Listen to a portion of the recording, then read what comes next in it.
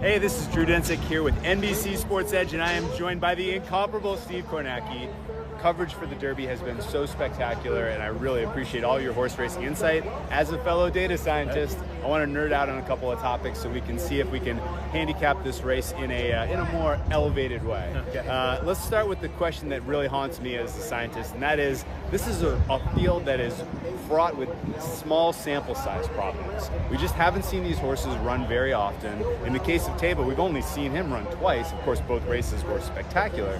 But how do you deal with this particular problem? And does this actually create a potential to make a bet, considering the way that everybody tends to handicap the field? Yeah, I mean, I kind of like that this modern trend of I like it and I don't like it. When it comes to the Kentucky Derby itself, I like it. This modern trend of the horses not racing as much and having a smaller size, because I think it creates the kind of value that you're alluding to there. Whereas in the past, you could see them run 8, 9, 10 times before the Derby, and I think it could have a much better sense of who was distinguishing themselves and who wasn't. I think now that lack of experience creates some doubt.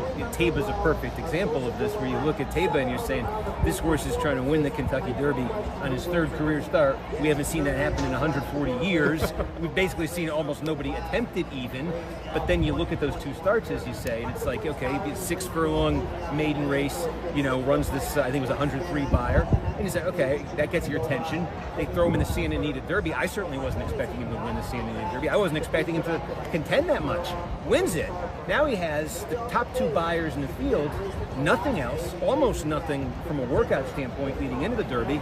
And, I have a lot of instinct to say throw out a horse like that, but I think a lot of other people do too. And so I think there may be some value in there. And sometimes the horse may be telling us he's as good as he, has seen, and we're about to find out. Yeah, if Taiba wins this race, it will be a new paradigm. Because after Justify, another horse does it where they are lightly campaigned and come in and just blow out a field like that. I think we'll see this more and more as an ongoing trend. So I'm all over that with you. I totally agree.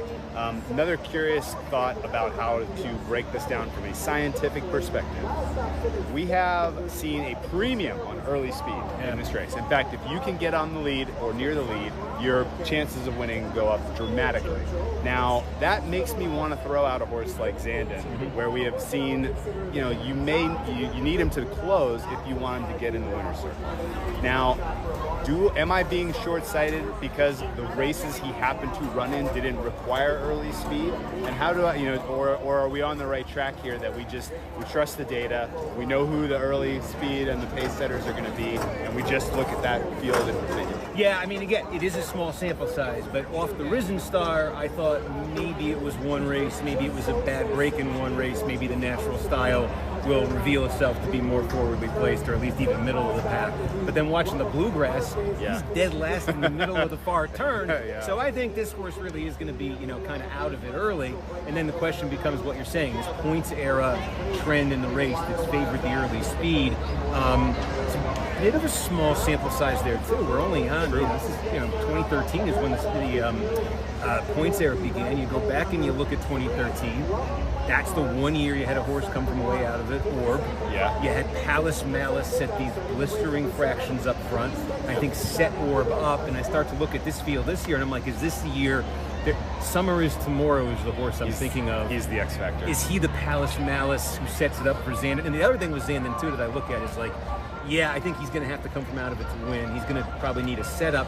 I like the jockey. I think if there's one jockey in the country I want to have that task of cutting through all the traffic, it's Fabian Pratt. Yeah, of course. And that was a perfect breakdown. I'm nervous. I was ready to throw out Zandon. Everybody I've talked to have I'm back in like lukewarm territory there, but ultimately I don't think the price is going to be there for me to bet. That's the thing. If you think it's a closer, this is where I'm looking at it. You've got two horses, I think, that are kind of similar, Zandon and Modonigal. Yes, and of course they ran together in the Remsen one too. So I think for 10-1 or for 2-1, I would choose 10-1. Yes, that is a very good point and very worthwhile to keep in mind as you're making your card. Going through a couple more science nerd questions here for you. Give me your gut reaction. Rapid fire, is this more signal or more noise? I'm going to have some easy ones and some tough ones. So trainer history in the Derby, is that signal or noise? I think it's mostly noise. Wow. I think it's mostly noise. Yeah, and you're really looking at Fletcher. Yeah. Well, it's mostly noise, except for Baffert. Okay. And with Baffert out of the race, there's not a trainer in this race that I look at and say that's a Derby trainer. Okay, but you're not going to throw out a horse based on a trainer who hasn't won.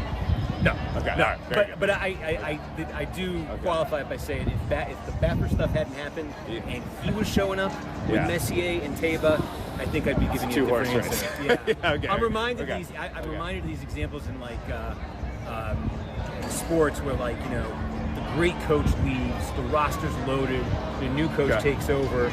And that's who Yatin kind of is. I don't have a good read on him yet. Okay. Sometimes those don't work out. All right, signal or noise, jockey performance at this track. I think that's more noise because a lot of these horses just don't run here. Yeah, that's fair. That's fair. Now, then you have Calvin Burrell, of course, knew what to do, but I think that's an exception. Not in the race, so okay. How about signal or noise, horse name? Pure signal. Pure signal. Yes. Yeah. Okay. Got it. Okay. So we can stop there. All right. No. That was a great breakdown. I hope you enjoy the Derby and the Oaks. Is there like a particular storyline that will really kind of make your weekend if we see some horses that really shine this week? Yeah. I mean, this is the thing too. Like I am not averse to betting sentimentally, emotionally. Sure. I love Dwayne Lucas. He's one of my all-time favorites. I love that he's 86. He's still getting up at 3:30 in the morning. He's still trying to get in the big races. And I think Secret Oath's got a real chance in the Kentucky Oaks. And the price is 6-1. I'm going to hammer that. But Ethereal Road in the Kentucky Derby makes absolutely zero sense. If you paid me $1,000 to make a case for why Ethereal Road should win the race, I couldn't. But I am going to bet a double, an Oaks Derby double of Secret Oath and Ethereal Road just because of the coach. All right, I love it. That's fantastic. Thank you so much for all of your insight. Enjoy the weekend. Have a great time here. And of course, you can find all of this and more. Check out the Kentucky Derby Hub at NBCSportsEdge.com for everything you need to enjoy the betting weekend. Take care.